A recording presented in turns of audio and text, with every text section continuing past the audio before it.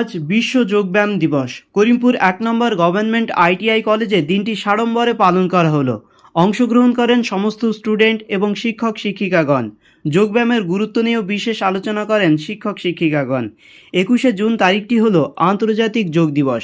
এই দিনটিকে যোগ দিবস বা বিশ্ব যোগ দিবস বলা হয়।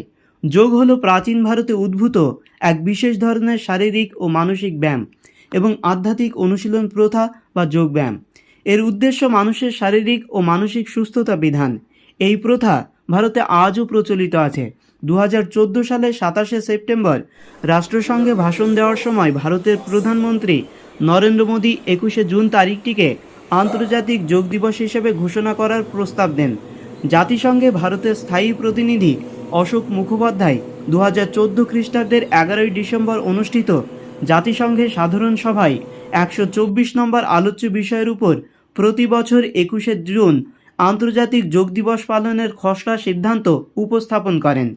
১৭০টি দেশের উপস্থিত প্রতিনিধির সভায় প্রস্তাবটি ভোটাভুটি ছাড়াই গৃহীত হয়। সেই সিদ্ধান্ত অনুসারে ২০১৫ খ্রিস্টাব্দের ২১শে জুন হতে এই বৈশ্বিক দিবসটি পালিত হয়ে আসছে। নমস্কার, আমি সৌরভ বৈরাগী, করিমপুর অন গভর্নমেন্ট ITI কলেজের প্রথম বর্ষের ইলেকট্রিশিয়ান ট্রেডের ছাত্র। আজকে যোগ দিবস আমাদেরকে আজকে করিমপুর অন গভর্নমেন্ট ITI কলেজের পক্ষ থেকে তার একটি উপস্থাপনা করানো হয়েছে। আমাদের স্যাররা সেগুলো আমাদের শিখিয়েছে এবং এই যোগের কি কার্যকারিতা এবং এই করলে আমাদের কি ফল উপলব্ধ হবে তা আমাদের শেখানো হলো। এটা খুবই ভালো লাগলো। এই বলে আমার বক্তব্য শেষ করছি।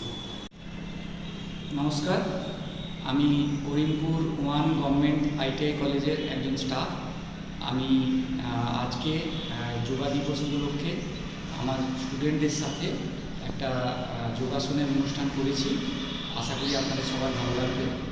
আর ভবিষ্যতেও আমাদের অনেক ইচ্ছে আছে যে নানা রকম যোগা অনুষ্ঠান আমরা করব।